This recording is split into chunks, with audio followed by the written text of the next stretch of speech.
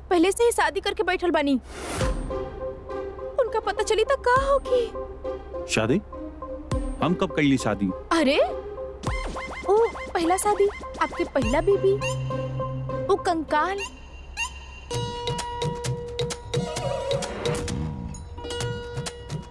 ऐसे खड़े रहती है जो, वो देखेंगे तो क्या हाल होगा उनका। माता रानी ही जाने, हम का जाने।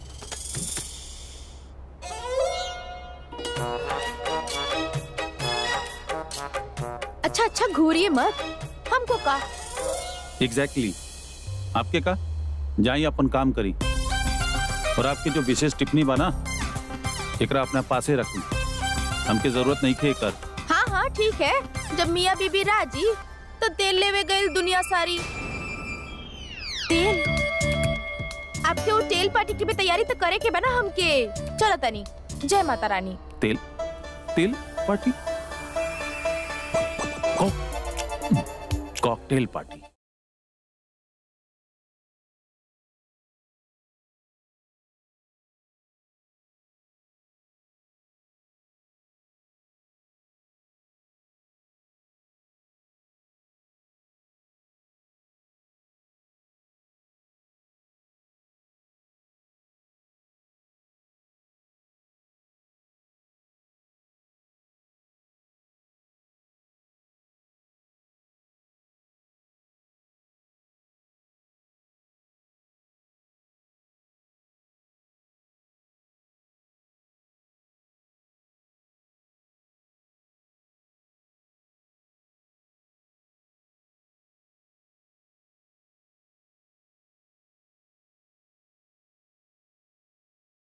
अब कहे नाची?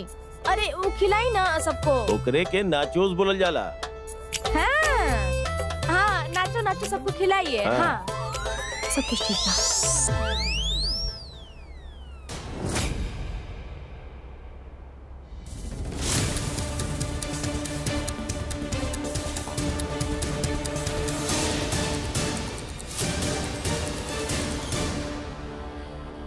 कल तो रफ्तार पकड़ के भाग गए राजा बाबू, लेकिन आज हम भी फुल तैयारी के साथ आयल बानी। इस बार जे मौका मिलल हम भी चूकब ना।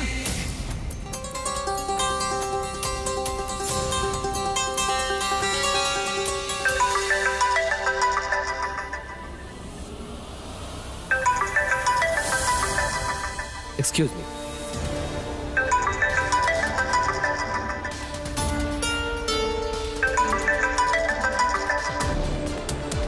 Useless, worthless, hopeless. हमरा लगे वर्ड खत्म हो गए बा तारा बेवकूफी खातर। इतना छोटा सा काम नहीं हो बात तारा से, ए जब से इतना टेंशन।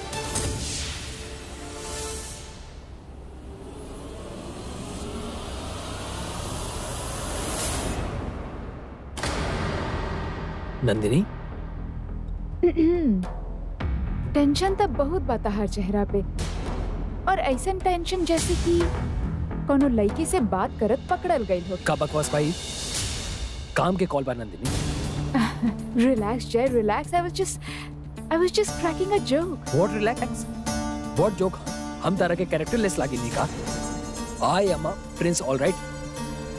ग्वालियर घराना के इकलौता बिलियनियर हैं हम। और तार फालतू जोक्स ना पसंद नहीं किया हमरा। नॉनसेंस।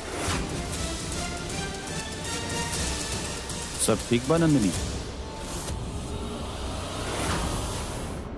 जी भाई वो यावीर सब कंट्रोल में बा। वो एक्चुअली हमारे को इम्पोर्टेंट कॉल आ गेल रहे एंड सडनली नंदिनी एगो सिली जोक क्रैक कर देली। हम तनी सा रिएक्ट कर देली एंड यू नो तनी काम के pressure and all.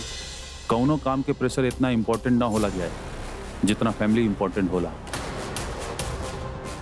I hope आप समझता नहीं कि हम का समझावे की कोशिश करता नहीं। सॉरी यार, आई एम सॉरी नंदिनी, दोबारा ऐसा गलती कबो ना हुई। चला पार्टी एंजॉय करेंगे। सॉरी।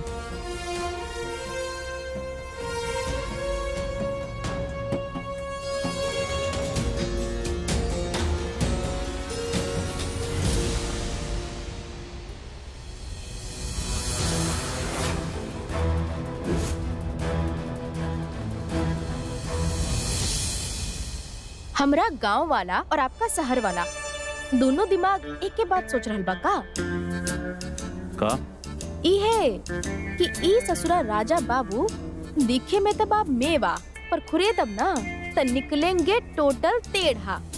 आप उनके बारे में ऐसा सोच भी ना सके नहीं, और स्पेशली हमरे सामने तो बिल्कुल ना। आपके अपन बहन के चिंता नहीं का?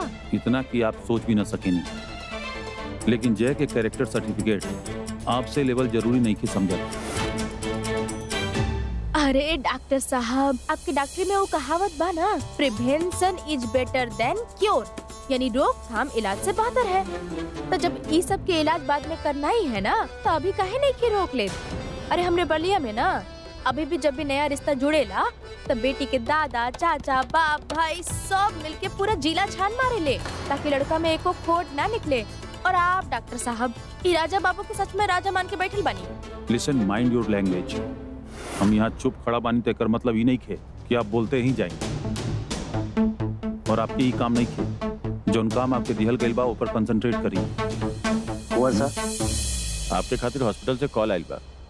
हम आवत नहीं। आपके कैसे समझाई कुंवर सा, ये आदमी अच्छा नहीं है और हम वो पर्ची आज ढूंढ निकालेंगे जरूर। बाबूजी और जयसिंह और उ रात के कुछ तो संबंध बा। रानी, हाय नी जी। बटरफ्लाई कुछ काम भी कर लो। कहाँ बा हमारे ड्रिंक्स? जा तो खुद लेके आवा। जी अभी लावता नहीं।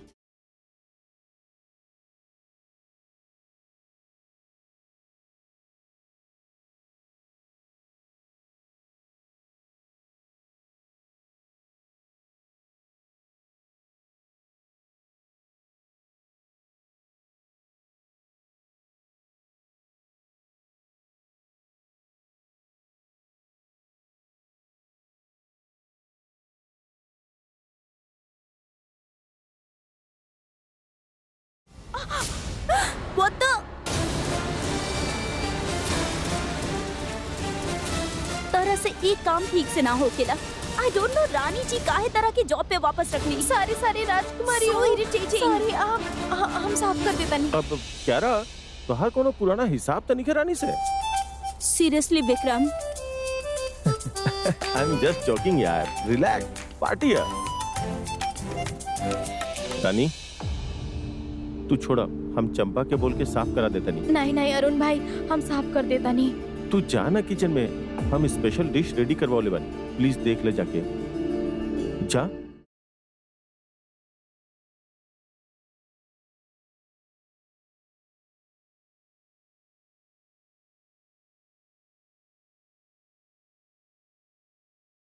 पूरा दिमाग फन करे लगल बा राजा बाबू के वजह से।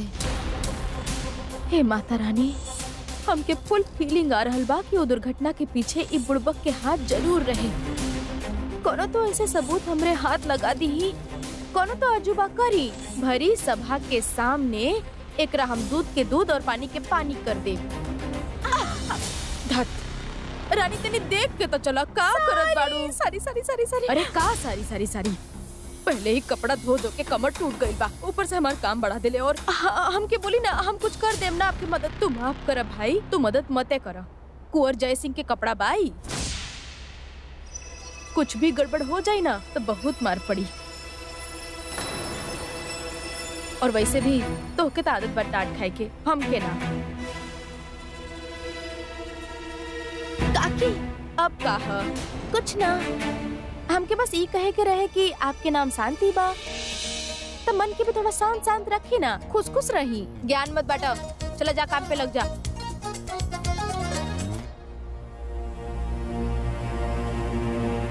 अरे बुढ़बा, ये तो दुर्घटना वाली जगह का पार्किंग स्लिप है। टेप पे उहे लिखल बा। माने ऊ रात राजा बाबू ही रहले। हे माता रानी, का तत्काल में सबूत भेज दीनी आप। बस ये टेल पार्टी खत्म हो जाए, विजय बाबू के सबूत दे दे, फिर असली गुनहगार अंदर और हमरे बाबूजी बाहर। अब देखा का करतानी हम। रानी, आईनी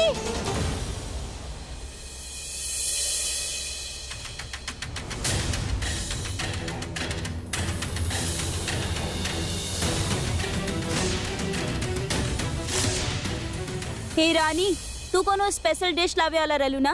का भइल? भूल गईलू या खुद ही रास्ते में खा लेलू? ये सच्चा काम। हे यू, इन्हें आवा।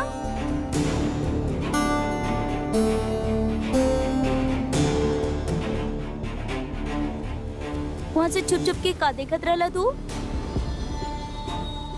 कहीं तू फिर से बॉल मारे के प्लान तो ना बनावत रहला?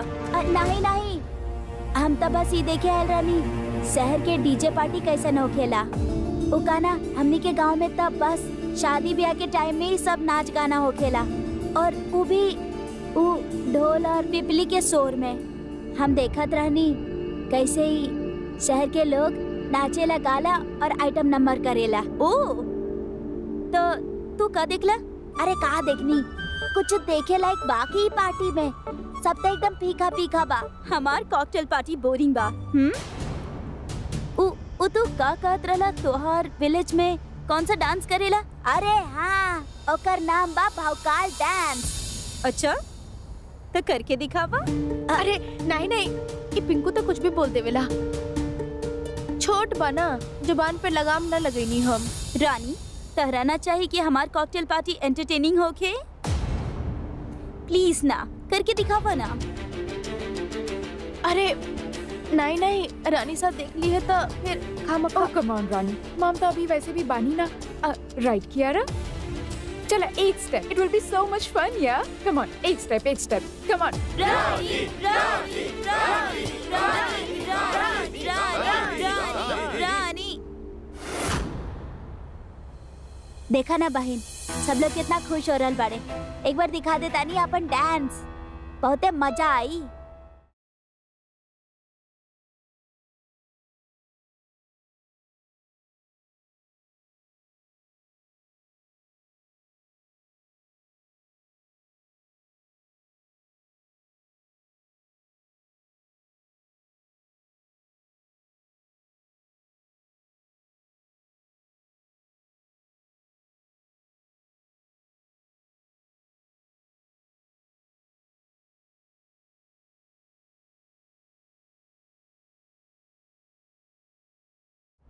जमूरे खेल दिखाएगा।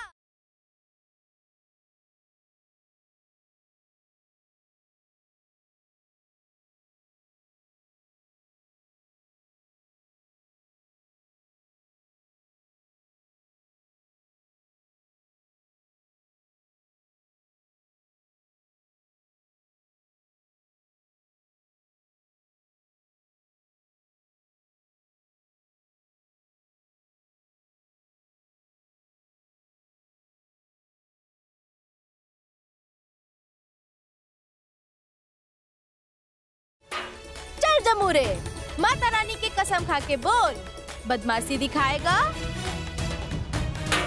बदमाशी दिखाएगा तो कर रहे हैं बुड़बक, पलक झपकते ही जेल जाएगा।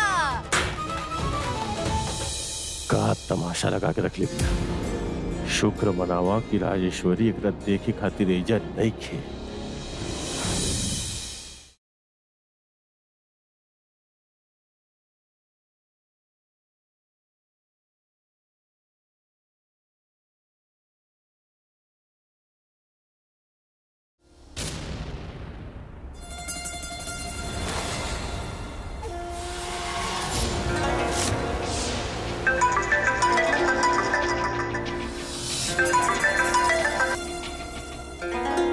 हेलो हेलो, है छोड़ी, पैसा जल्दी जोड़ी।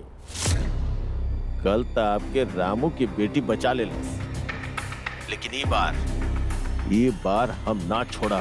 धमकी दे रहल बड़ा हमरा के? रिक्वेस्ट कर रहल बानी, धमकी देवे पे मजबूर मत करिए। सीधा घर के अंदर घुस के आपन कीमत लेब हम। एंट्री करवा दी रानी साहब।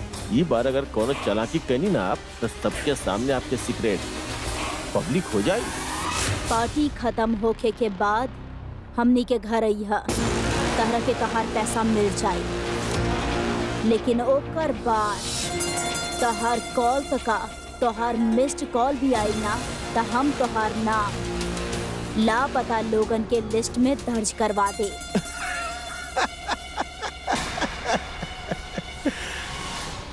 कड़क बानी आप हैं?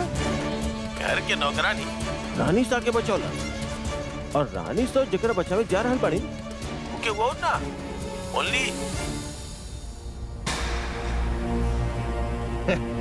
फोन काट देलस। आई नो हम तारा अर्जेंटली कॉल कर रहल बानी, लेकिन केहू के बतावल बहुत जरूरी हो गई बा कि आखिर राजेश्वरी सिंह रजावत के बाड़ी, और अगर वो आपन पर उतरेगी तो वो का कर सकेगी। अरेंजमेंट्स शुरू करा।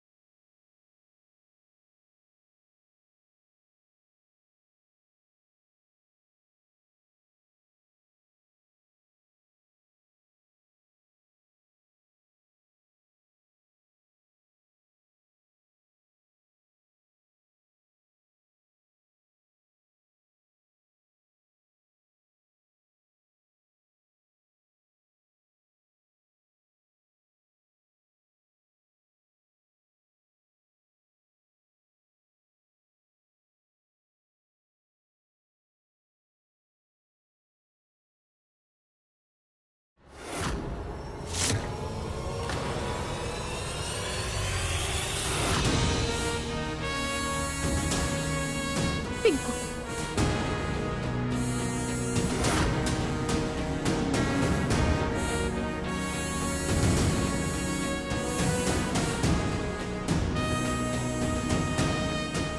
Kiara, what nonsense is this?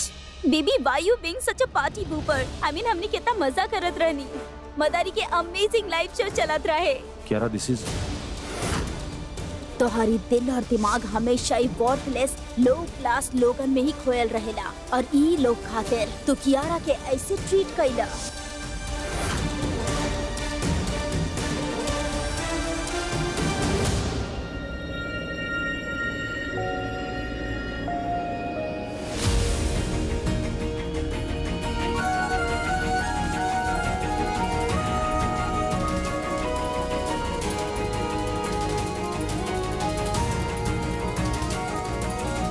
जल्दी चल यहाँ से पिंकुआ, देख। अरे बहन, अभी तो सबके इतना मजा आवत रहे। अभी तो हमनी पार्टी शुरू कैले रहनी। का शुरू कैले रहनी? हमनी का नचनिया बानी का जो सबके मनोरंजन करब? हाँ, ये जो तुम्हारा दिमाग और आँख बा ना, ओ किताब पे फिक्स करो जल्दी जल्दी। तुमको इक्वेशन दिए थे ना, x + y × 5 = का? ये का सॉल्व? तू इतना चिल्ला काहे रहल बाड़ू बहन? हम का अकेले वहाँ नाचनी? एक तो बाबूजी नहीं खे, ऊपर से तू हमरा पे चिल्ला रहल बाड़ू। अरे पिंकू, हमरा वो मतलब ना रहे, सारी वो। अरे बहन, हमरा के अब तरह से बात ना करे के। हम जा रहल बानी, तो करा बनी नौकरी। अरे पिंकुआ,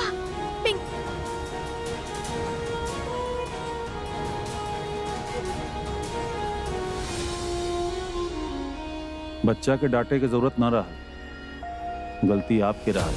इस शहर में हम सांस ली ना तभी हमरे गलती हो जाला। गांव में सभी खेल देख के कितना खुश होकर रहे, हमने दोनों खातिर कितना ताली बजत रहे, और यहाँ तो हमने के मजाक बन गई। समझा समझा के थक चुकल बानी हम। ये आपके गांव नहीं खे, शहर बाई, और यहाँ चीज बहुत अलग होला। यहाँ के लोग, यहाँ के तौर तरीका सब डिफरेंट बा। आपकी बात समझ में काहे नहीं के आवत? ये सब डिफरेंट उपरेंट हमको समझ में ना आवेला। जैसे दाल भात हाथ से खाओ या राइस विद येलो लेंटिल मूंग चांदी के चम्मच से, हमरे लिए सब एक समान है। ब्रो जल्दी आओ, कियारा आपका वेट कर रही है। डॉक्टर साहब बुरा ना माना था आपके एगो बात कही। अगर हम ना कहब तो आप चुप रहबू, बुरा ना माने की गारंटी ना ले और बताई। ओ, आप दोनों के जोड़ी ना एकदम राजा रानी वाला बा। वो अंग्रेजी में कहल जाला ना, मेड फॉर ईच अदर। राजकुमारी जी आपसे बहुत प्यार करेली और आप राजकुमारी से बाना। श्योर, लेकिन कुछ चीज ऐसा होखेला जेमे हमनी की खुशी से ज्यादा परिवार की खुशी इंपॉर्टेंट होला। काहे कि परिवार से बढ़कर कुछ ना होला और ये बात आपसे बेहतर के जान सकेला। आप अपन परिवार खातिर, अपन बाबूजी खातिर इतना सब कुछ कर रहल बानी, वही तरह मैं सब रानी सा खातिर करत आनी। ये बात भी सही बा। हमारे बाबूजी खातिर तो हम अपन जी जान एक कर सकेनी और हमरा भी सपना है कि बनारस जाके एक अच्छा इंजीनियर बनी। हम थोड़े देर के लिए अपने सपनों को छोड़े जरूर हैं, पर तोड़े नहीं हैं। आपके का सपना बा अपना खातिर? ओकर तो पता नहीं के, लेकिन आपके अपन सपना खातिर ऑल द बेस्ट। ऐसे ने डेडिकेशन के साथ चलत रहू तो अपन बाबूजी के जल्दी बलिया वापस ले जाई बाप, और एगो इंजीनियर भी बहुत अच्छा बनबू आप, ये हमार गारंटी है। बस अपन फोकस डगमगाए मत दिया।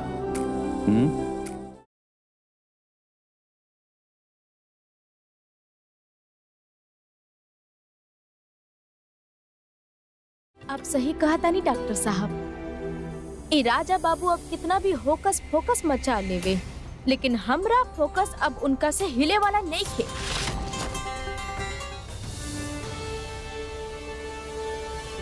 Thank you, thank you, thank you so much.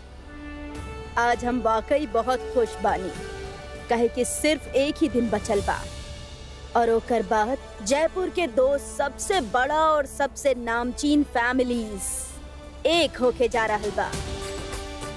और हमार ब्यूटीफुल प्रिंसेस कियारा, हमार होके वाली बहू, ये फैमिली के पहचान ओकर गुरूर बने जा रहल बाड़ी। तो ladies and gentleman, lettuce raise a toast. Cheers!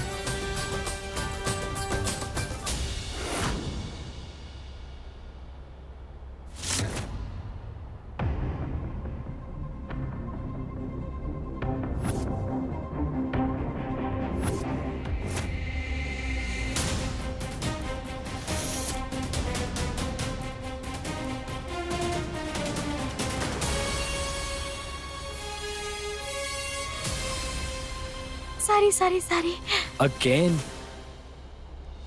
पता ना बुड़बक, आज पता ना केकर नजर लग गई बा हमके। आप चली हमरा साथे, हम साफ कर देब। चली।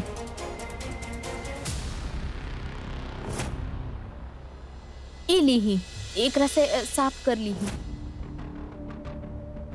नॉटी गर्ल, का हमरा से अकेले में मिले के चाहत रहलू, यही से न कहलू। हम कब से नोटिस करता नहीं कि तू खाली हमरे के नोटिस करत। जानल चाहता नहीं काहे? बताई।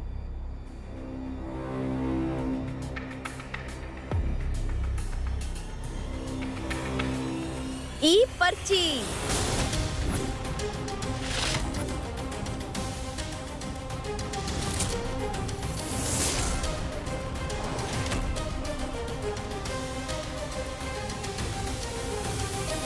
पर्ची जेकरा साथ आप लुका छुपी खेलत रहनी ना, ओकरा पे कब्जा कर ले बानी हम। अब हमके चाहिए सिर्फ जवाब, का चल रहा बा ई सब? तू जैसे चला सब बताओ तनी। नहीं, हम कहीं नहीं जाने वाले हैं। जो कहना है यहीं पे कहिए। प्लीज, आई रिक्वेस्ट यू, हमरा पे भरोसा रखा, हम सब बताएं तारा के।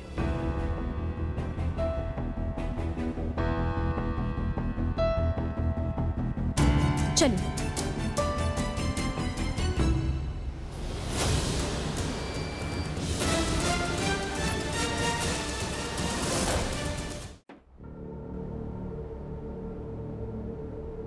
अरे आवा ना, हमरा पे भरोसा करा, अंदर आवा प्लीज।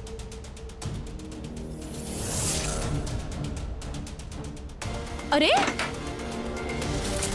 दरवाजा काहे बंद कइनी? काहे कि जॉन हम तारा के बतावे वाला बानी वो एगो बहुत बड़ा सीक्रेट बा जॉन सुनला के बाद तारा के इतना जोर के झटका लागी कि दोबारा कबो हमरा सामने उठे के हिम्मत ना कर पाई। अबे 2 टका के नौकरानी ते जानत भी बाड़े कि हम के हई प्रिंस ऑफ ग्वालियर। प्रिंस पता बा के होला? किंग से खाली 1 कदम दूर और राजा के सामने सर उठावल ना जाला, सर झुका के सलाम कल जाला। फिर भी आई लाइक यू। हाँ रानी अमोराज जयपुर में तका हाँ का कर ले तू? वैसे एगो काम बा जौन तू कर सकत ना ना ना ना ना एक बार चप्पल खा चुकल बानी, दोबारा ऐसा गुस्ताखी ना करे दे। पर्ची दे दा हमरा के। पर्ची कहाँ बा? पर्ची दा हमरा के। पर्ची हमरा के दा। पर्ची हमरा के दा।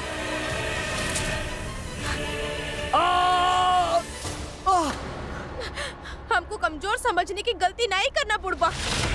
तुम्हारी छिछोरापन के जो बू बाना पहले ही दिन समझ गए रहनी हम।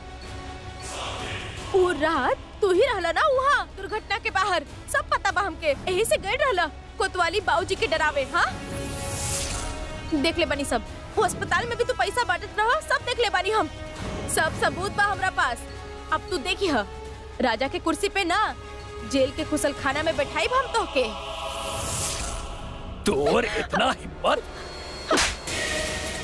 जुबान चलावे वाला लोग हमरा पसंद नहीं के।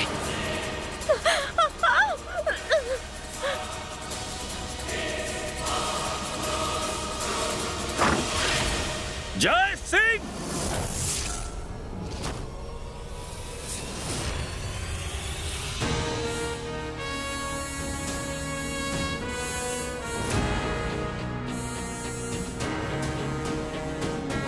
वीर हमारी बात सुना, जैसन तारा देखा था वैसन कुछ नहीं खे।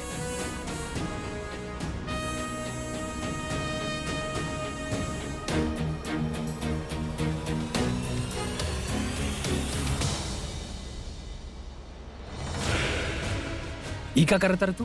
Have you lost it? तू हमरा के नहीं मार सकत। काहे ना मार सकेनी? अरे प्रिंस बानी हम, तार बहन के होके वाला हस्बैंड। कुछ नहीं के बाड़ा तू जय सिंह, सिवाय एगो रेपिस्ट, एक मर्डरिस्ट और एगो नामर्द के।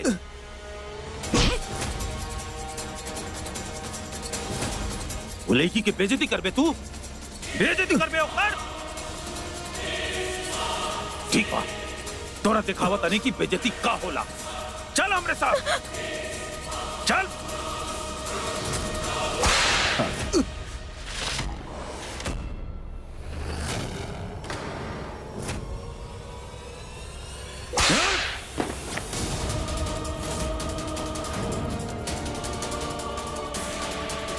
वीर भाई वीर भाई सुनीता पागल हो गई बड़ा तू। सबके सामने होके वाला जमाई साहब पे हाथ उठाओ तरह तू। काहे? शर्म आवता? हाँ?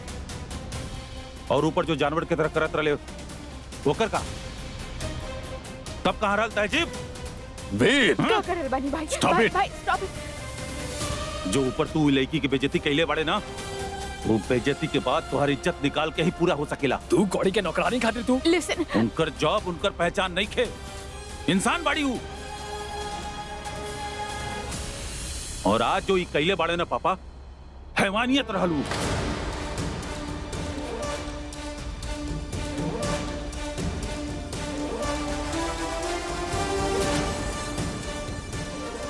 एक रॉयल फैमिली से बिलोंग करे के मतलब ही ना रहल कि तोरा कुछ भी करे के लाइसेंस मिल जाई।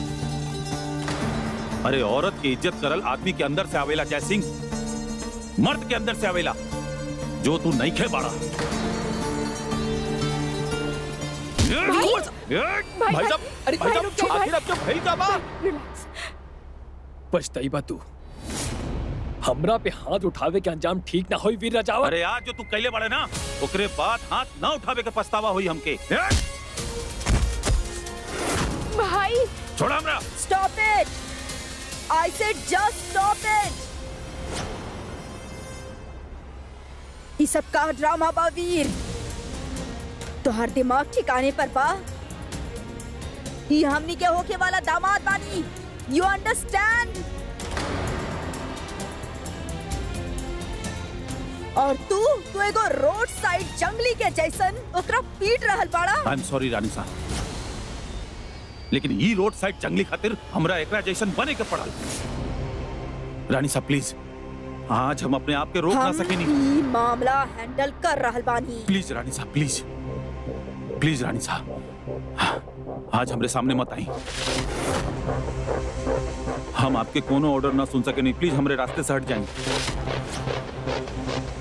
रानी साहब I am telling you, please हमरे सामने से हट जाए। रानी साहब आई एम बेगिंग यू। रानी साहब प्लीज हमरे सामने से हट जाइए।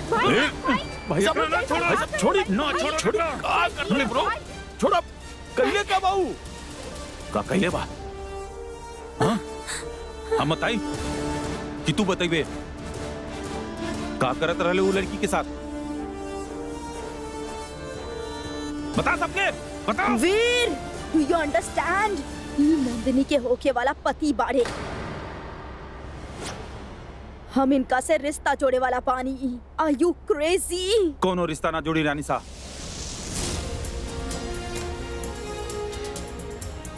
एकर जैसन घटिया, नीच और कैरेक्टरलेस इंसान हमनी के घर के सदस्य कब्बो न बन सकेला रानी साहब।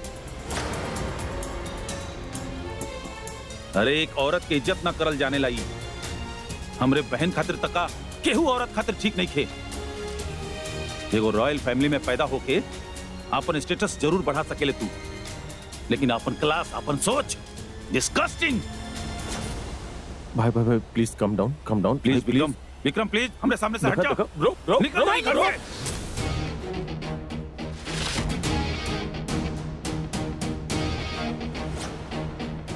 Leave now.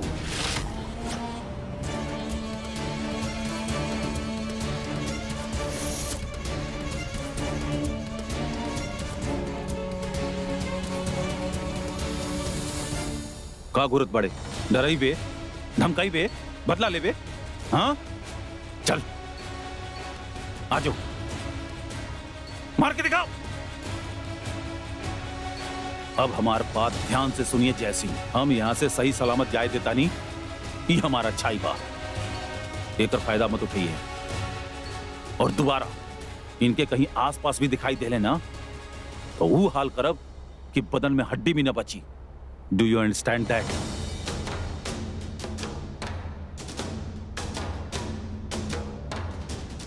मूव।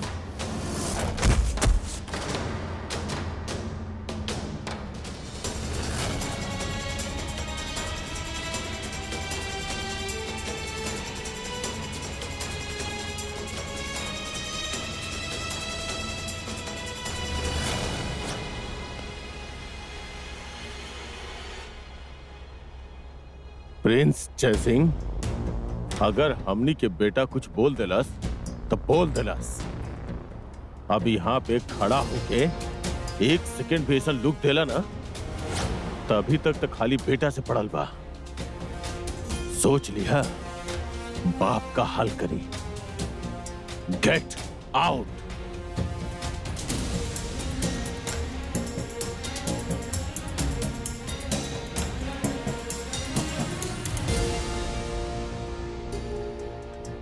पापा हम बेटा, I am so proud of you. इस जैसा घटिया आदमी के घर से बाहर निकाल करके तो बिल्कुल ठीक कैला। राजेश्वरी, ऐसा इंसान के साथ हमने अपन बेटी के रिश्ता कबो नहीं जोड़ सकत।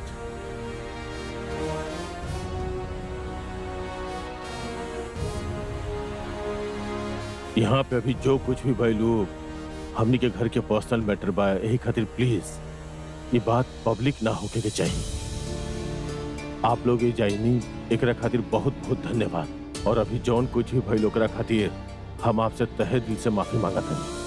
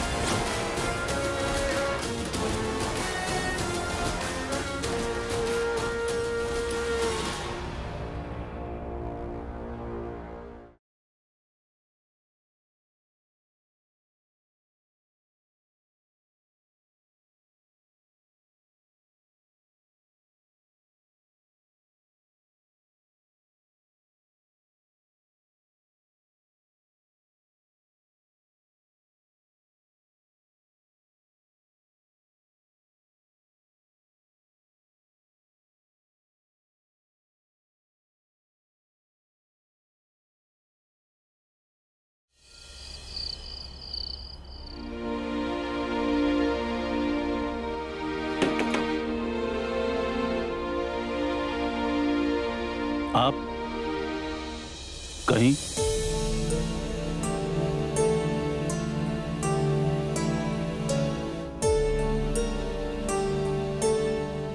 ओ, कैसे कहीं समझ में नहीं आ रहा था तो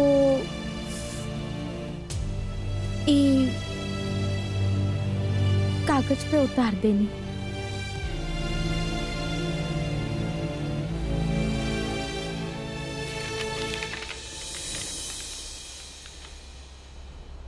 यू नाउ भाई राज राधा ई का लिखले बनी आप?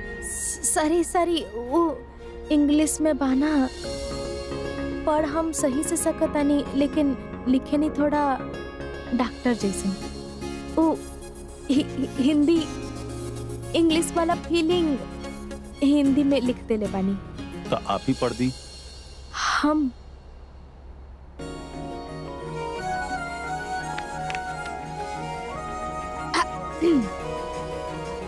डियर डॉक्टर साहब, you know, my इच्छा is to take बाबूजी to गांव and open Ramadhir Kirana store.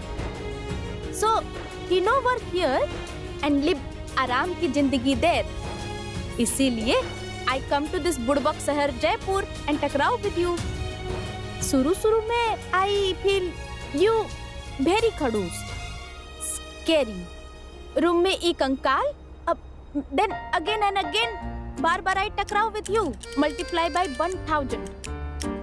But you no smile, you only गुस्सा, and I full confused कि कभी अच्छा कभी बुरा. But बाबूजी full like करो you. He tell कुंवरसा is good man.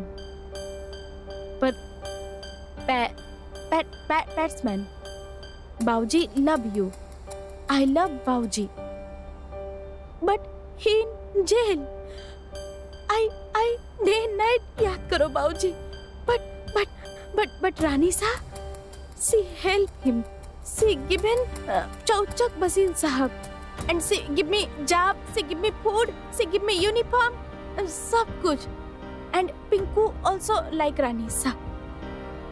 I take this job because Ranisa help Bauji.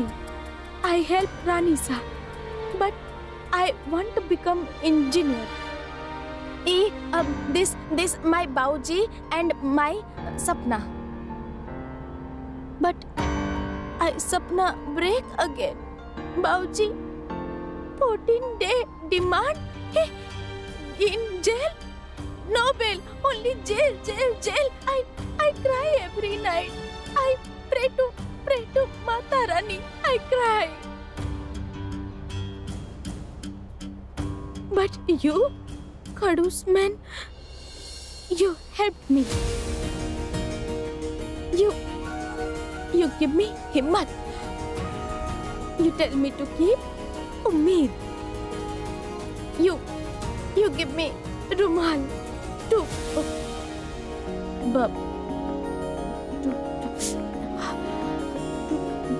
पूछने का इंग्लिश नहीं. Wipe. You give me रुमाल to wipe my आंसू. You save me from that Raja Babu. You help and only help. So I realize you know Khadus. You good man.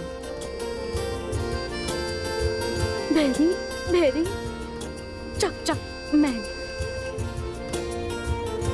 You is like my Bauji. Number 1.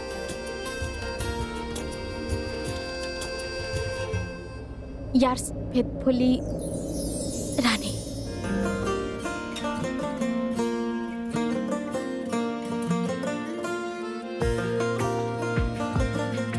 आज तक इतना अनोखा अंदाज में केहू अपन फीलिंग के एक्सप्रेस ना कैले होगी।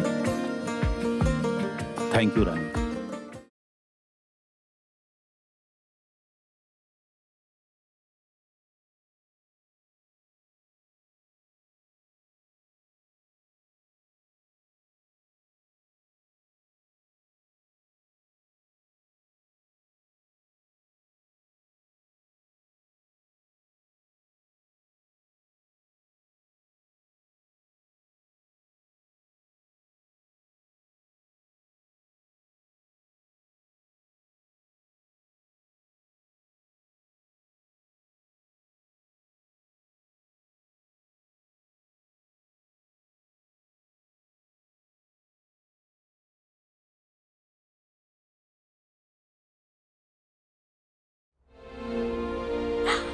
डॉक्टर साहब, हमरे मन में ना आपके लिए बहुत इज्जत है। हमरे जीवन में ना माता रानी और बाऊजी दोनों यहाँ बाड़े। जब आपसे शुरू में मिलल रहनी ना तो आप यहाँ रहनी, लेकिन अब आप यहाँ बनी।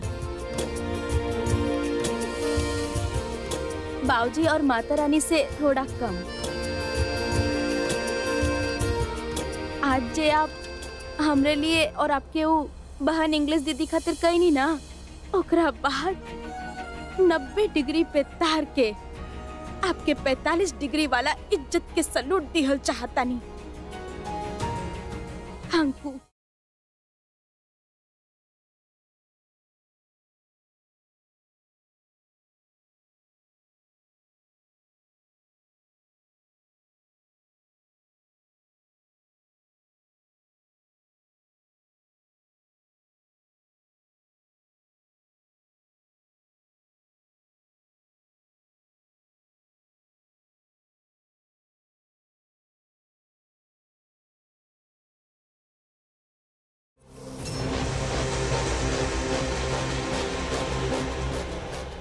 खम्मा खड़ी रानी सा,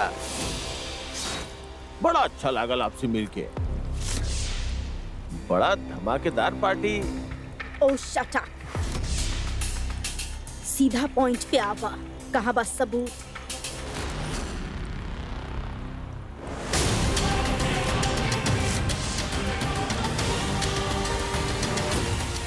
और हम कैसे यकीन करी कि फाइनल सबूत बाहर कर बाद हमनी के जिंदगी से परमानेंटली दफा हो जाएगा। दफा होवे के कीमत 1 करोड़ काफी बा रानी सा। ये डील भइल रहे हमनी के, एक हाथ से सबूत और एक हाथ पैसा।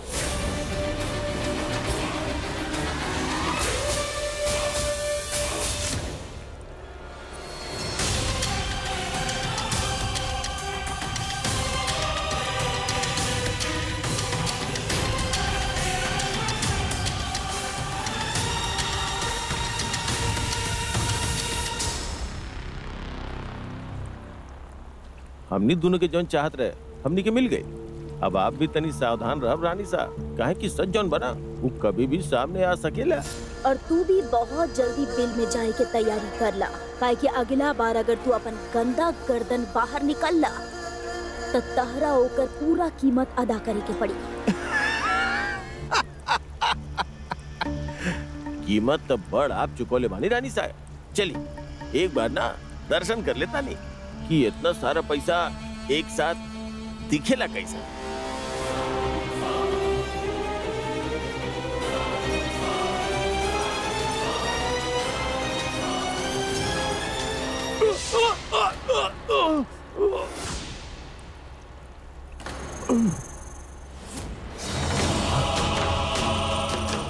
धोखा ठीक है नहीं आप।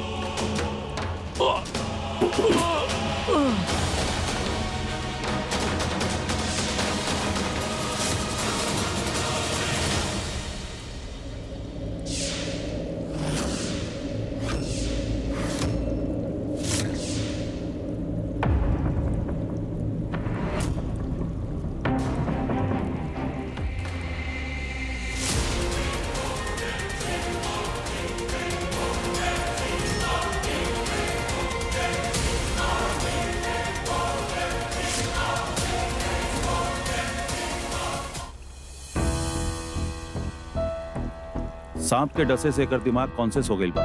एकरा जल्द से जल्द हम हॉस्पिटल जानत जाए। नहीं आपके फर्ज में लोगन के जान बचावल कुंवर सा, लेकिन ये वारदात आपके घर में भइल बा और घर वाला ई इन्वेस्टिगेशन में शामिल लिखन हो सकत। सरकारी डॉक्टर बा वो देख ली। ओके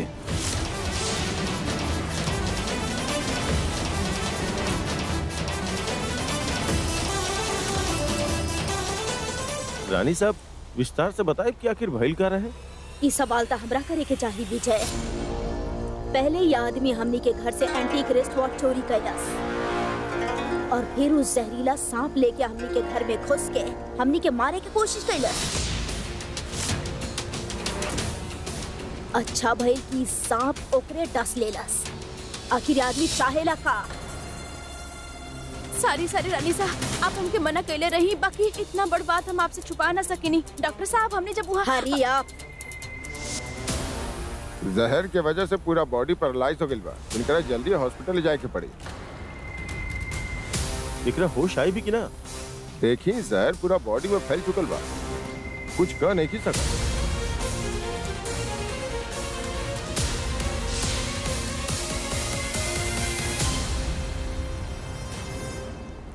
तू अपन इन्वेस्टिगेशन करा विजय। हमनी के तरफ से जौन मदद चाहिए वो मिल जाए, लेकिन शादी के बाद। कोनो बात नहीं के रानी साहब, आप शादी निपटा ली और थाना के तरफ से आपके कोनो परेशानी ना होगी, एक गारंटी हम लेता नहीं। वीर। यस रानी साहब। हमरा साथ हवा, हमरा कुछ जरूरी बात करे के बा।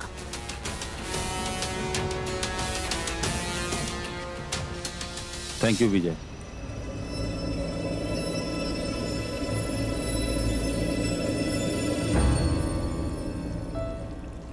विजय भाई, आपके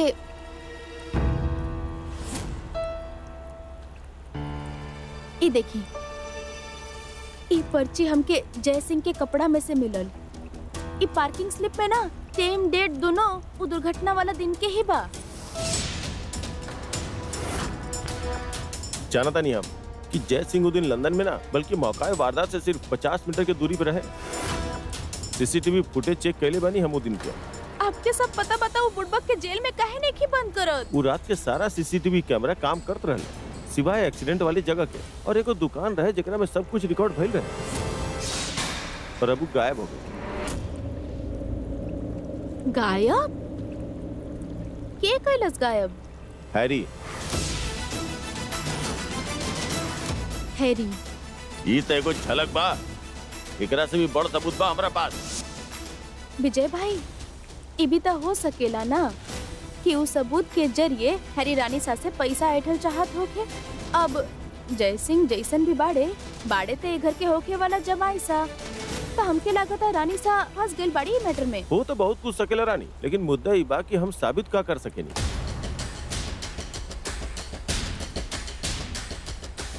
कर सकेनी, बस थोड़ा गणित बिठावे के पड़ी। मतलब? माने उ सबूत गायब बा, आपके पता बा, हमके पता बा, उ हैरी के भी पता बा। अब आप और हम तो जाके ना बोलब ना जय सिंह के, और हैरी बुड़बक तो बेचारा बोल ही ना सकेला। माने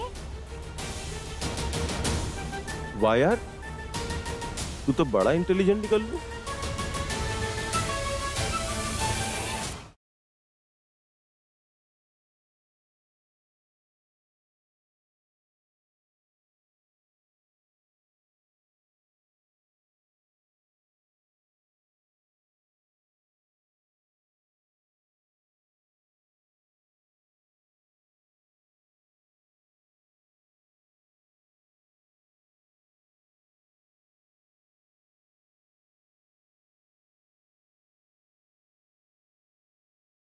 राजेश्वरी, सब लोग आ चुकल बाड़े, पिटी के रस्म शुरू करी। आप शुरू करी ना राजमाता, आप घर के सबसे बड़ बानी। राजेश्वरी,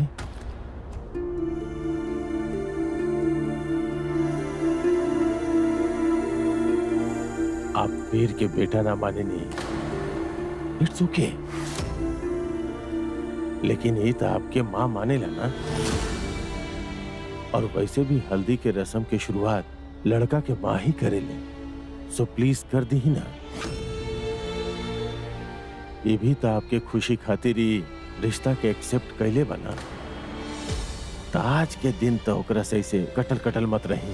काट तो ऊ रहल बा हमरा के और हमारे ऑर्डर्स के। कल रात के बाद भूल गई नहीं आप? प्लीज रानी साहब, आज हमरे सामने मत आई। हम हैंडल करत रहनी ना, लेकिन ना हमार ऑर्डर्स के खिलाफ गल रहनी। लेकिन वो ऑफ कोर्स आई फॉरगॉट, हम भूल गई नहीं। ई त हमनी के परिवार के कुंवर सा बा, हमार का वैल्यू बाप।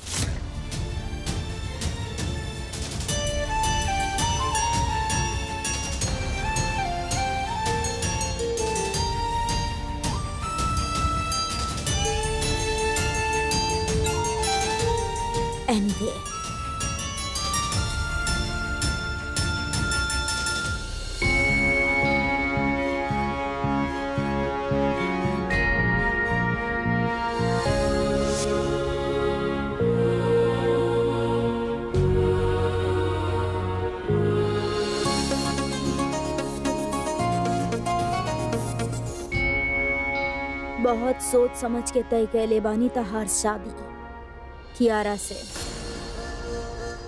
एमे सबके भलाई बा। तो हर शादी बा वीर, कम से कम स्माइल तो करा।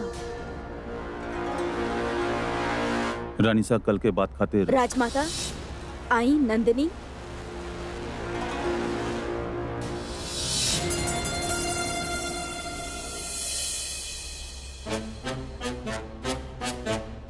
लागता इनका मजा नहीं आवत ही रस्म में।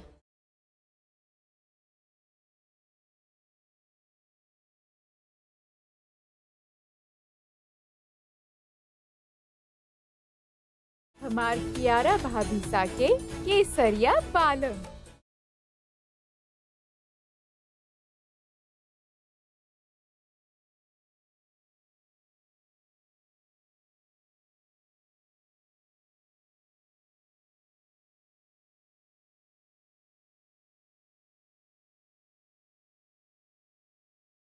ओह हेलो रानी मनमानी।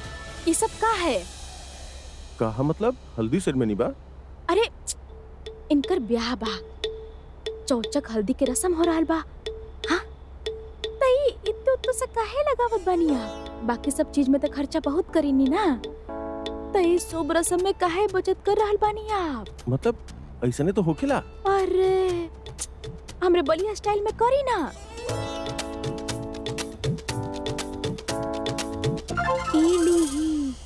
हल्दी के होली खेली, अरे हाथ पे ली और पूरा शरीर पे पोत दी, फिर होगी ना चौचक हल्दी के रस्म। ओ भाई व्हाट एन आइडिया रानी, हम तो सुन के ही बहुत एक्साइटेड बनी। लावा लावा लावा लावा हम करते नहीं हैं भाई, ऐसे बिल्कुल मजा नहीं किया। आपके करे के पड़ी तनीसा मैरिनेट। ए हाँ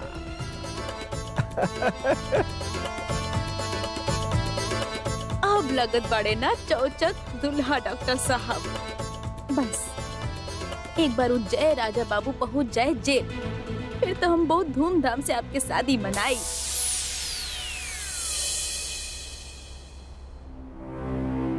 बेटा वर्दी में बैठल बड़ा, लेकिन भूलिया मत धोबन के बेटा बड़ा तू। जल्दी बताओ हमरा के काहे बुलाइले बड़ा? बात तो सही कहनी आप हुकुम, आप राजा बानी और हम सेवक। वैसे सुनले बानी कल बहुत कड़ा सेवा भइल बा आपके रजावत हाउस में। कोऑपरेट करी बस, वरना उहे सेवा हमरो करे के पड़ी। सर वो एरिया के पूरा सीसीटीवी मिल गई बा, शाम तक ले दुर्घटना वाला वीडियो भी मिल जाए। अजीत देख तो लियल करा कब और केकरा साथे बैठल बानी, पूछताछ चल रहल बा और उनकर सामने तू हमरा से कॉन्फिडेंशियल बात शेयर कर रहल बड़ा। अगर फुटेज के साथ कुछ छेड़छाड़ हो गई तो माफी सर जी, ध्यान ना देनी। ठीक बाप, जब तू कड़क चाय बोला। जैसा सोचले बानी अगर वैसा नहीं रहल तो इस दुकान पे सीसीटीवी फुटेज खातिर जरूर जाई और एक स्वागत करी जयपुर पुलिस। ये सब बाद में देख ले, पहले वो जय राजा बाबू से निपटे के बा। या थैंक यू फॉर द विशेष। शादी में आई है जरूर।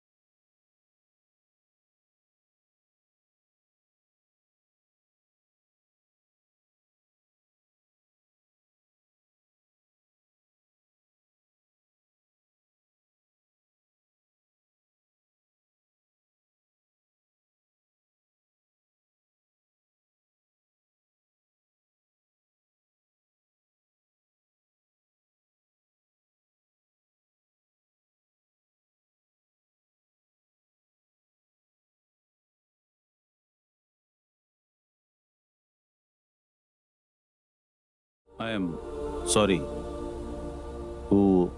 हाय माता रानी, का बात बा?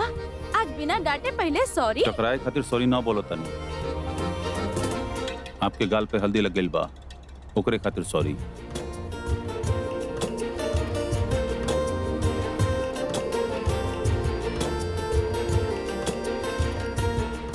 अरे नहीं नहीं, एक दिन दुकनिया खोल देंगे आपके रुमाल इकट्ठा कर करके।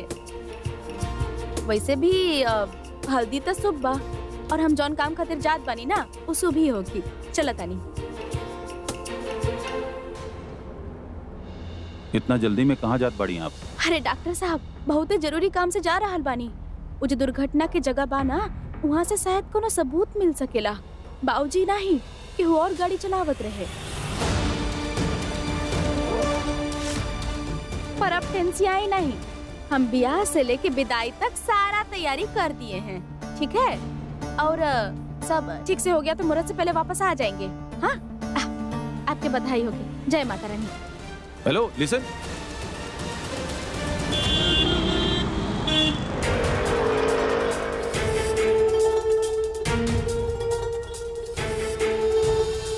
विजय भाई भी नहीं, जय सिंह भी नहीं।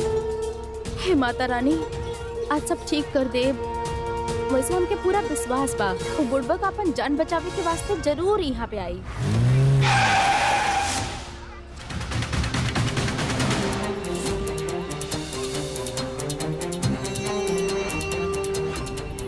अब गई मुर्गा पिंजरा में। कल डॉक्टर साहब से मार खा के बहुत फनफना रहा था ना, अब विजय भाई एकरा जरूर देखी।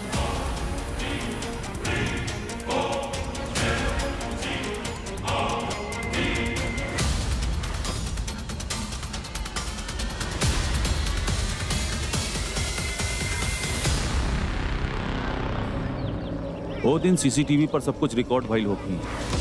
हमरा ओकर फुटेज चाहिए।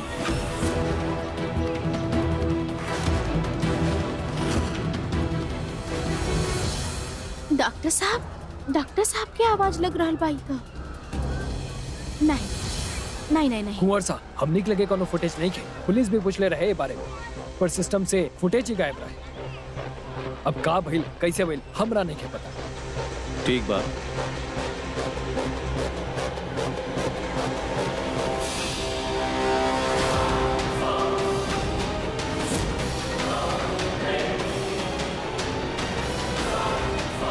केहू के पता ना चले के चाहिए कि हम यहाँ पर आए रहने।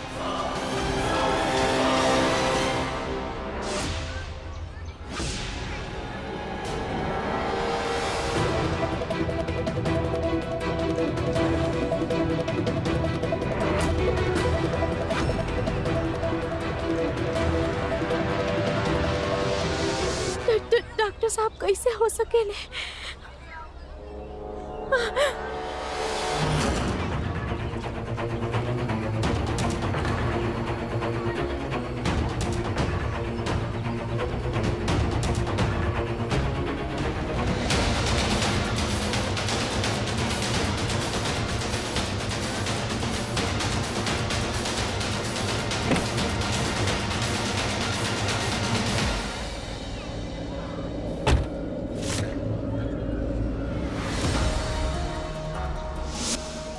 Thank you Rani.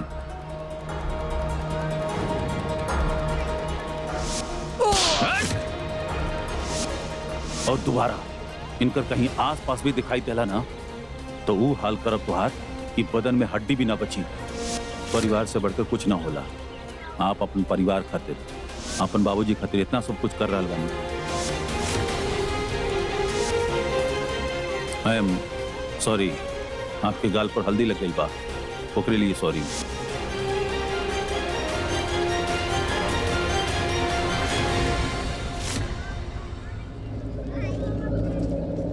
I am so sorry Rani, वो अर्जेंट केस आ गए बस ओकरे में देरी हो गई। कहाँ हो गई रानी? जैसे आयल रहेगा बोला रानी। कहाँ भाई तू देख लो कुछ? गाड़ी में। कौन सा गाड़ी? के आयल रहे रानी, साफ साफ बतावा। बाबूजी से बाबूजी से मिले के बा। हमके बाबूजी से मिले के बा। चला आवा।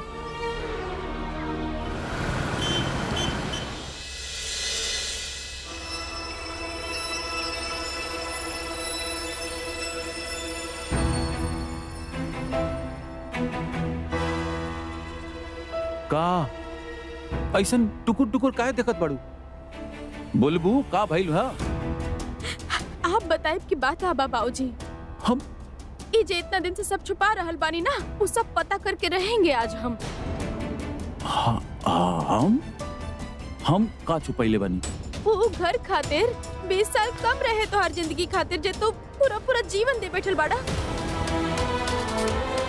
नजर चुराए से जे तू कैले बाड़ा ना, वो नजरअंदाज ना होती। पूरी दुनिया से लड़े खातिर तैयार हो गए रहनी हम बाबूजी, और तू भी हमरा साथ छोड़ देला। वो घर के चिराग के बचावे खातिर हमार जिंदगी के अंधेरा कर देला तू। काहे काहे नहीं कि बता देत विजय भाई के कि आप नहीं। डॉक्टर साहब कहले रहले वो एक्सीडेंट।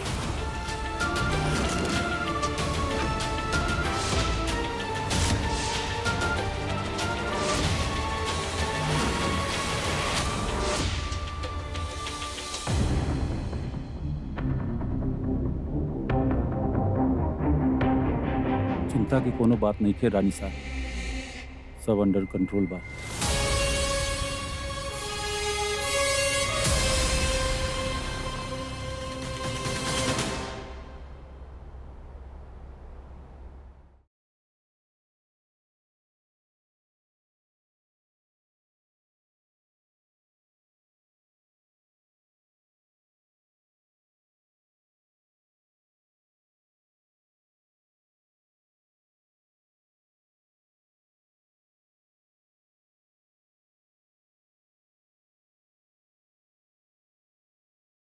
एक सेकंड होल्ड ऑन। ई मोमेंट तक कैप्चर कइल बनेला। Nice. Please Digvijay stop it. Okay ना यार राजेश्वरी। हाँ? अरे इट्स अ मिरेकल। हाँ? प्लीज हमरा के शर्मिंदा मत करी। ओके। और बिजी बॉय कहाँ रहला? आपन ही हल्दी के रस्म छोड़ के गायब हो गई। हाँ? थोड़ा इम्पोर्टेंट काम आ गया है पापा। अरे बेटा काम तो लगल रही जिंदगी भर, लेकिन ऐसा मौका दोबारा ना आवेला। चला पंडित जी आगे बढ़े तो हर जनेऊ के रस्म की सब तैयारी हो चुकल बा, और ओकर बाद कुल देवी के मंदिर भी जाए बा तोहरा।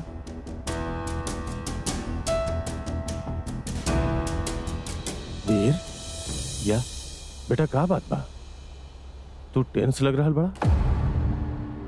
ना पापा, I am okay. I think थोड़ा कोल्ड बा, वेदर चेंज की वजह से हम तैयार हो जाते हैं।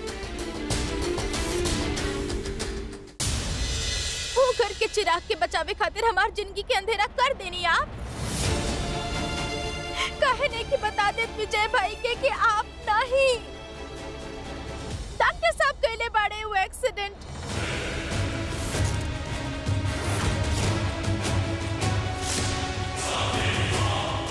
नहीं कि बतावत कि तोहार कुंवर सा कैले बाड़े, तोहार डॉक्टर साहब।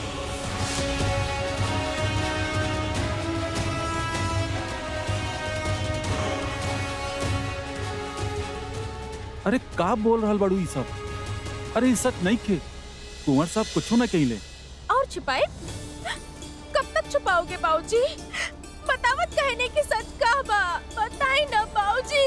कहने की बतावत आप। अरे तू धीरे बोल, कोई सुन ली। सुन लेवे दी ही ना, बहुत पहले ही सुन लेवे के चाहत रहे सबके। रानी 20 साल देनी वो घर में झाड़ू पोछा सब कईनी, और अब खुद के सजा दिलवा के वो लोग के खून से रंगल हाथ साफ करे में लागल बानी। अब और नहीं, आज सब खत्म होगी बाबूजी। आज आपके बाहर आवे के पड़ी। खोली। अरे रानी बिटिया ये सब का करत बाड़ू? रानी बिटिया अरे संभाल अपने आप को। अरे रानी बिटिया संभाला। रानी पीछे बेटा। रानी पीछे हट। ई का करत रहलू तू? ये सब गलत है बाबूजी, निर्दोष पड़े हम। चल छोड़ अपना। रानी अरे रानी सुनो तो का कर रहा तू? ये पुलिस स्टेशन है हमार, और ये सब हरकत हमें जब बर्दाश्त नहीं कर सकत। और आप जे करत बनी हूँ का कानून बनी ना आप। नहीं ये कैसे कानून बा? ओ खुलासा सही और गलत में कोनो फर्क ही नहीं के। काहे कि अगर हो कितना हमरे बाबूजी नहीं वीर प्रताप सिंह रजावत होते। का? गाड़ी में आप पूछत रहनी ना कि रानी का देख लू, बतावा का देख लू। वो दुकान के पास जय राजा बाबू नहीं, आपके कुंवर सा आयल रहले, वो डॉक्टर साहब वीर रजावत आयल रहले।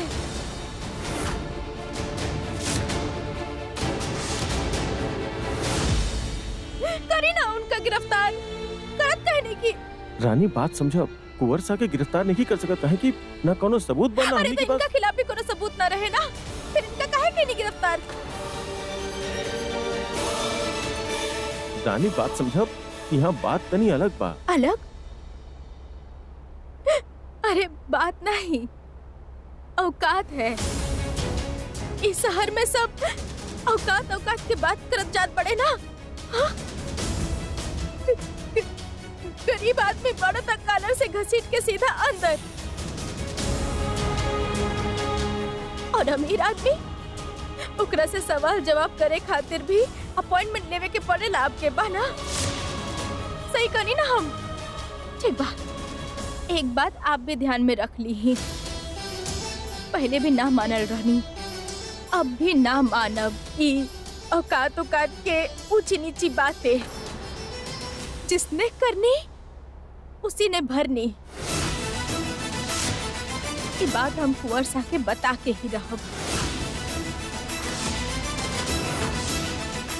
और एक बात बाबूजी, आप कहे नहीं ना कि माता रानी वहाँ बैठ के वो सबके जीवन लिखत बाड़ी, तो वो माता रानी के बेटी आज सौगंध खा के कहतिया कि वो कलम के और के ना थामे दे जे आपके या हमार जीवन लिखे।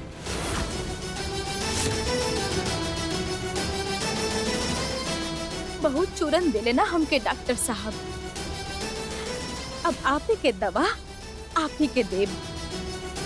आवत बानी हम।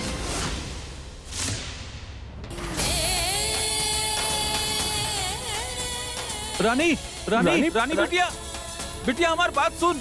विजय बेटा कुछ करा, अरे रोका ओकरा। रानी बिटिया, रानी। ये अनुष्ठान के साथ आप ये प्रण ले रहल बानी कि वैवाहिक जीवन के सारा जिम्मेदारी पूरा मन से निभाई, एक आज्ञाकारी पुत्र होखला के साथ आप एगो अच्छा पति बने के धर्म निष्ठा पूर्वक निभाई। एकरा बाद हवन में आहुति डालब। ओम इंद्राय स्वाहा, ओम प्रजापते स्वाहा। अब यही विधि विधान के साथ आपके जनेऊ के रस्म संपन्न भई।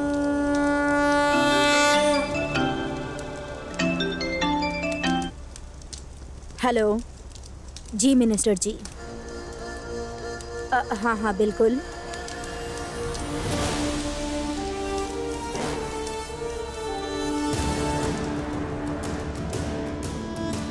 वीर, सच सच बोलिया कि का चल रहल बा तोहर मन में? हम तोहरा काफी देर से नोटिस कर रहल बानी। और लोग के पापा सब ठीक बा। तो फिर हमरा ऐसा काहे लग रहल बा कि तू हमरा से कुछ छुपा रहल बाड़ा? हम बताओ तनी। वो एक्चुअली ना डैड, ब्रो के कुलदेवी के पूजा से डर लग रहा बा। माँ के करता धरता कितना स्ट्रिक्ट और पुराना बिलीफ बा लोग के। हाँ, और अगर पूजा के कोनो भी रिचुअल में कोनो गलती हो जाए तो कितना गुस्सा करे लेना वो लोग। गुस्सा? अरे मारा मारी पे उतर जाले सबके सब। अरे तो हमारे दूल्हे राजा बाड़े, इनका नंबर तब। विक्रम, ऐसा कुछ भी ना। वहाँ के लोग अपन मान्यता बिलीव्स के लेके थोड़ा सा स्ट्रिक्ट बने, जैसे कि एगो कुंवारी लड़की मंदिर के अंदर ना जा सकेली। वहाँ के लोग माने ले कि एगो लड़की अपन शादी के बाद अपन सुहाग के साथ कुल देवी के आशीर्वाद लेवे वही जावेली। यही से तो वो मंदिर के सुहागन के टेला कहेले। रजावत परिवार के परंपरा जेबा आपके भी तो निभाई के पड़ी। निभाईबा ना वीर? निभाई पापा, जरूर निभाई।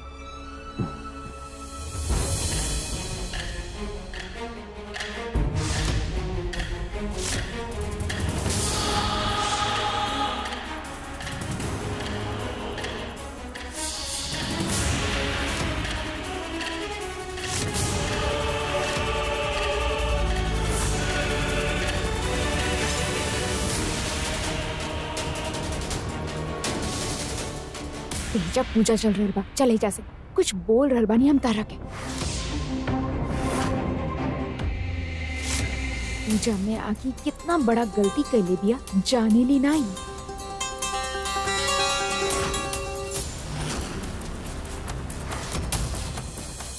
आपसे बात करे के बा।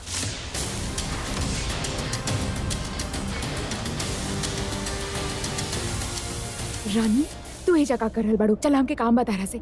काम के कहीं इंतजार करे। ए, हमार बेटा के शादी के रस्म चल रहल बा, बतावल लेके गइल तोरा कि घर के नौकर के आवल अलाउड नइखे ई पूजा में। चला जा यहाँ से। Let me handle. ई परेशान लगत बाड़ी, बात करे के बाद तो बात करे के तैयार बनी, लेकिन तमाशा मत बनिया। इट्स ओके पापा।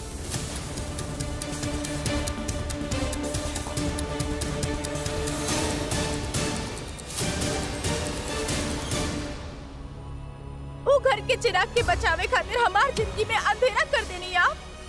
काहे नहीं कि बता देत विजय बाबू के कि आप नहीं, डॉक्टर साहब कहले रहले वो एक्सीडेंट।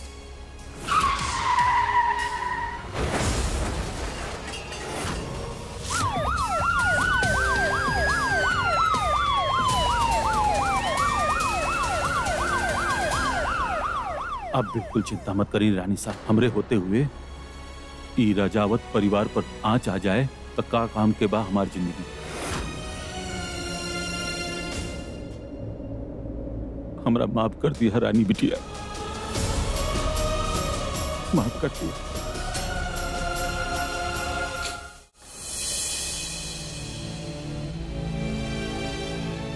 सीधा बात करब आज हम आपसे।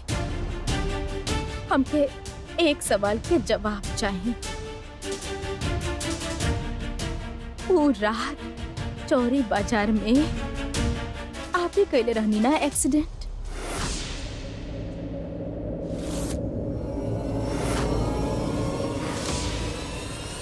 हाँ,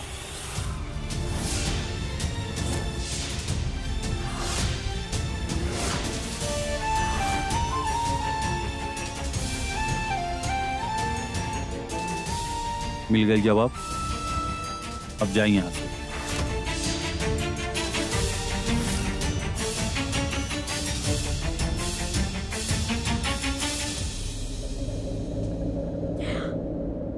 जाइब, पर आपके अपना संग लेके जाइए। का मतलब? थाने चलिए, अपन गुनाह कबूल करिए और बाबूजी के आजाद कराइए। आपके दिमाग खराब हो गए बा। सही कहत रही रानी साहब, आप जैसन लोगन के उंगली पकड़ावा तो पूरा गला दबा देनी आप। कौने बात के ड्रामा करत बनी आप? रामू काका ई घर के सर्वेंट रहे,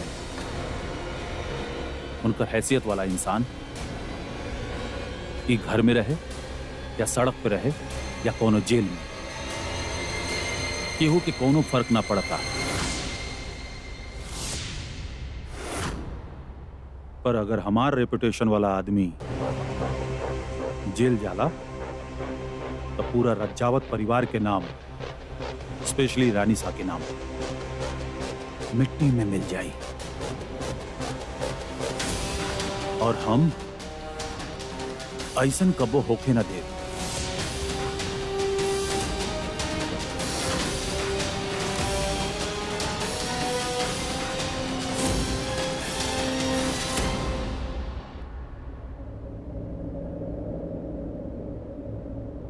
रामू काका कुछ साल जेल में रही हैं, फिर छूट गई हैं।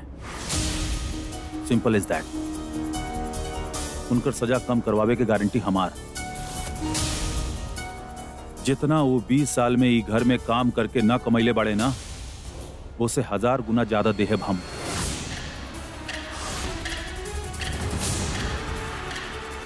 ओकरा बाद जाई अपना जिला बलिया जहां जाए के बाद। I don't care. खोलिए अपन किराना स्टोर, जौन करे के बाद करी, लेकिन हमार शादी और रानी सा के नाम आपके खराब करे ना देव हम। नाउ लीव।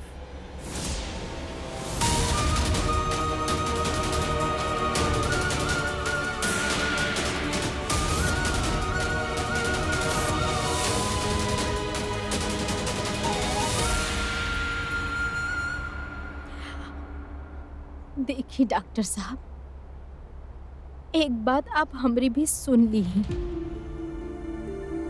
चले के तो आपके पड़ी, काहे कि आप जैसन शैतान के वजह से हमरे भगवान जेल में रहे, ये हम होके ना देव। अब चली हमरा साथे।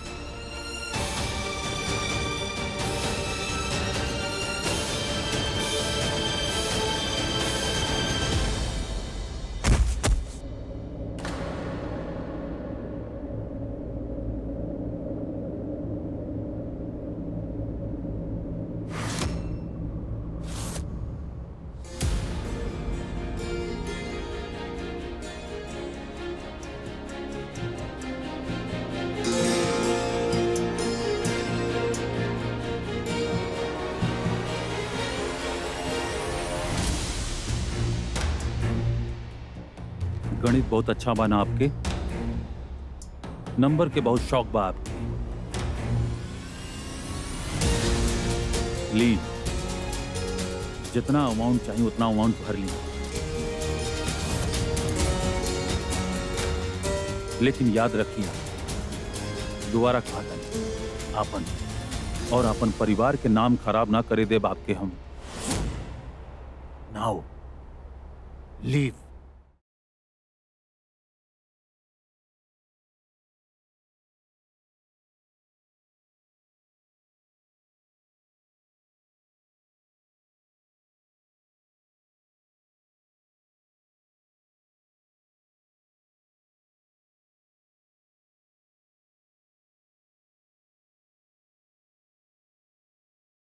ये बात आपसे बेहतर के जान सकेला। आप अपन परिवार खातिर, अपन बाबूजी खातिर इतना सब कुछ कर रहल बानी, वो काबिले तारीफ बा। जब आपसे शुरू में मिल रहनी ना, तो आप यहाँ रहनी, लेकिन अब यहाँ बानी। 90 डिग्री पे तार के आपके 45 डिग्री वाला इज्जत के सलूट दिहल चाहता नहीं। बचपन में जॉन रामू काका के हाथ में और सामने खेल के बड़ होइनी, आज उनकरे वास्ते पैसा खिला के जोर दिखावत बनी। आप बुड़बक रहनी हम जे आपके हीरो मान बैठनी। अच्छा मन के साहब, ना जाने माता रानी ने कौन से भोलेपन की बीज हमरे मन में बो दिए थे कि हम आप जैसे राक्षस का चेहरा ना पहचान पाईनी।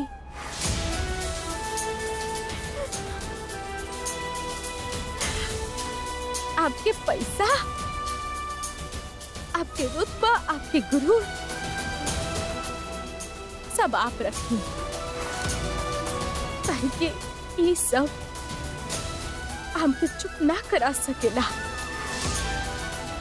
याद रखा बाप। आपके जे करे के बा आप करी, हमरा कोनो फर्क नहीं के पड़ा।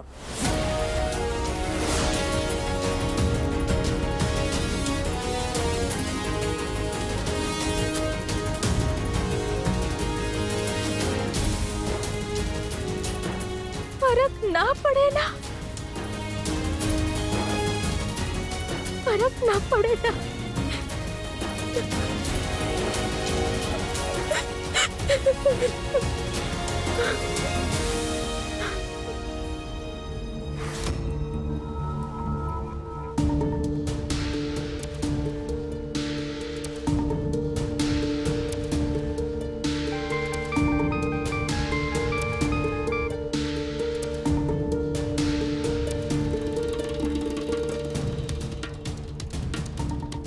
हेलो, ऐसन का हो गए कि फोन पे फोन करल जा रहल बानी? घर से भले निकाल दियल कली बानी, मगर भूला मत आज भी हुकुम बानी तहार। फोन काहे ना उठाओ तरलू, ज्यादा बिजी हो गल बाड़ू। नाना हुकुम, ऐसन कोनो बात नहीं की। शादी के दिन में और घर में इतना बड़ा तमाशा हो गए, बस उहे की रिपोर्ट निकालत रहनी। का रिपोर्ट बा? ज्यादा कुछ तो सुनाई ना दिलस, बस ई सुनाई दिलस कि रामू काका के बारे में कुछ बात होत रहे, सबूत, चुप ना बैठक वगैरह वगैरह। ठीक बा।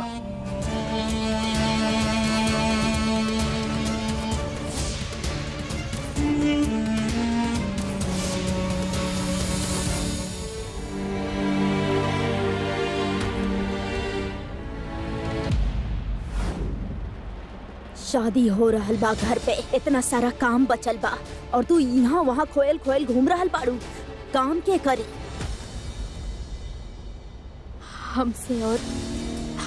हमसे और ना हो पाई रानी सा। तो हर नाटक फिर से शुरू। नाटक तो हमरे साथ भइल बना रानी सा। आप हमके बोलले रहनी कि बाबूजी आजाद हुई हैं, इंसाफ मिली। कहाँ बा इंसाफ? वो अभी भी जेल में कैद बाड़े और जे असली गुनहगार बा वो बाहर अपने ब्याह के जश्न मना रहल बा। का बकवास कर रहल बाड़ू तू? सच कह रहल बानी हम नहीं जानत कि आपके पता बाकी ना, लेकिन हमरे बाबूजी निर्दोष बाड़े और असली गुनहगार जे वो रात में दुर्घटना कैले रहन ना, वो डॉक्टर साहब बाड़े।